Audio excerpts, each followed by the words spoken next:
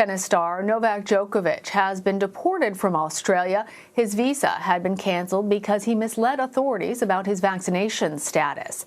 A federal court upheld that ruling Sunday, and a short time later, the #1 tennis player in the world left the country on a flight to Dubai. He had been scheduled to play in the Australian Open starting Monday.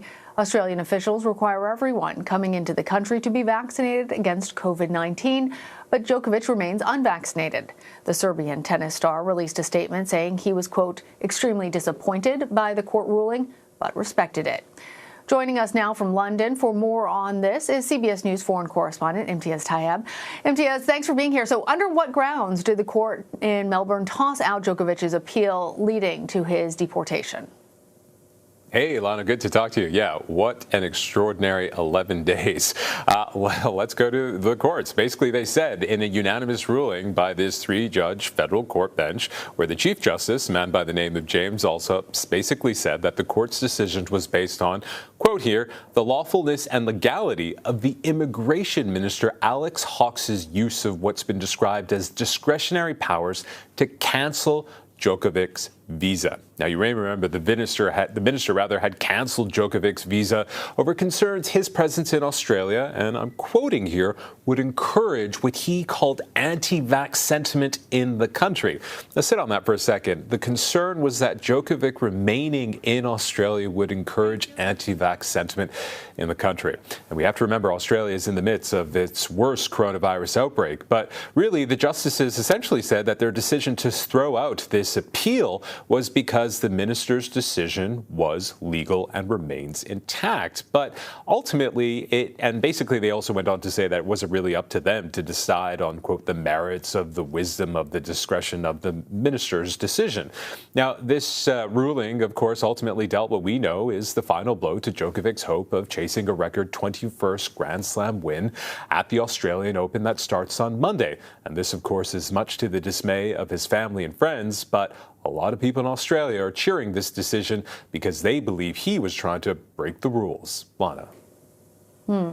Well, as you mentioned, Imtiaz, this lasted quite a while. Why did it take so long for this issue to reach a resolution? Was it because of the platform that he had and that concern about an anti-vaccine sentiment in Australia? I think all of it. I think Australia just really didn't know how to figure this out. Here's this huge tennis star, the biggest tennis player in the world, who is in the country and was given assurances by Australian tennis and other tennis bodies that he could play because he apparently did have coronavirus before and all this other stuff. But, you know, we really kind of have to look at it this way. You know, you have the reigning Australian Open champion who very easily could have defended his title if he got the coronavirus vaccine, right? We know it's something that's safe. We know it's something that's effective in protecting himself and others from COVID. But instead, Novak Djokovic essentially chose to make a huge spectacle of himself by trying to bend the rules. And remember, 11 days ago, after he landed in Australia, he was questioned by the airport, by immigration officers about his vaccination status. He was denied entry. His visa was canceled. He was also taken to a detention hotel where he spent several days as his legal team challenged the ruling. And at first, you know, it seemed that he might ultimately get away with this, not because the court said he was exempt from being vaccinated, but because the judge felt that Djokovic had not been given adequate time to respond to the threat of his visa cancellation. And that's when the Australian immigration minister really stepped in and said, listen, he's going to be using his discretion to cancel this visa over what we've been saying was his concern that Djokovic could stir up this anti-vax sentiment in Australia. And it's a decision now the courts have supported, and that's why he's being deported in the way that he has. But again, Lana, this really just sort of underscores some of the real issues in Australia when it comes to people who are in detention, who are being held in this way. And again, questions about Mr. Djokovic himself and the truthfulness of the statements that he's made, all of which is to say is that we've had this perfect storm of controversy, which ultimately could have been entirely avoided. tied in with sports, and you have a perfect storm there, as you know. Serbian officials, we should note, have condemned today's court ruling and Djokovic's treatment by Australian authorities. Tell us, are they really just defending one of their own? Is it more complicated than that? Well, listen, the world tennis #1's home country has, of course, been reacting furiously to his deportation from Australia. Djokovic, who was born in Belgrade, he is a national hero with near iconic status in Serbia. And his detention, drew fierce reactions from Serbian media and politicians alike, with the Serbian president, Aleksandar Vučić, calling the court ruling a, quote, farce. But there are signs, however, that at least internally in Serbia, the government anyway is trying to tone down its rhetoric. While on the one hand, it of course wants to defend this tennis phenom, its prodigal son. On the other, it doesn't want to be seen to be promoting vaccine hesitancy in what is one of Europe's least vaccinated countries. Remember, Serbia has less than 47% of people in that country having received the vaccine. And that's not great if you're trying to control this pandemic. Still, if you look at the Serbian media, well, they very firmly remain in support of Novak Djokovic, who they say is being treated like a criminal.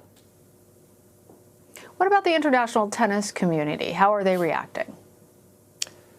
Yeah, it's a great question. I would say a mixture of silence and maybe even some disappointment. But disappointment to the news that Djokovic was being deported from Australia and that he would not be competing in the Australian Open. We have been hearing from some of tennis's other greats, people like Rafael Nadal, who said he was getting, quote, tired of hearing about this scandal, while another great tennis player, Andy Murray, who was, in pre-tournament meeting rounds ahead of his own performance at the Melbourne Open, called the whole situation a mess, saying that, he'd known Djokovic since he was 12 years old, and this is someone who he, quote, respects. But generally, I think world tennis is looking at arguably the best male tennis player in the world right now, who really put his anti-vaccination stance ahead of what could have been a history-making chapter in his career. Remember, as we've been saying, Djokovic has won 20 Grand Slams. 20. Only Roger Federer and Rafael Nadal has achieved that, and Djokovic was poised to smash that record. But his deportation from Australia means that he may also be barred from traveling back to that country for another 3 years. And so with the Australia Open essentially off the table for him, potentially anyways, it'll be pretty impossible to break that record and achieve that history-making goal of achieving a record 21 Grand Slams. So this is a big sacrifice for Novak Djokovic, who, as we've been saying, is now on a plane to Dubai after being deported from Australia. All right, MTS Tayeb in London, thank you. My pleasure.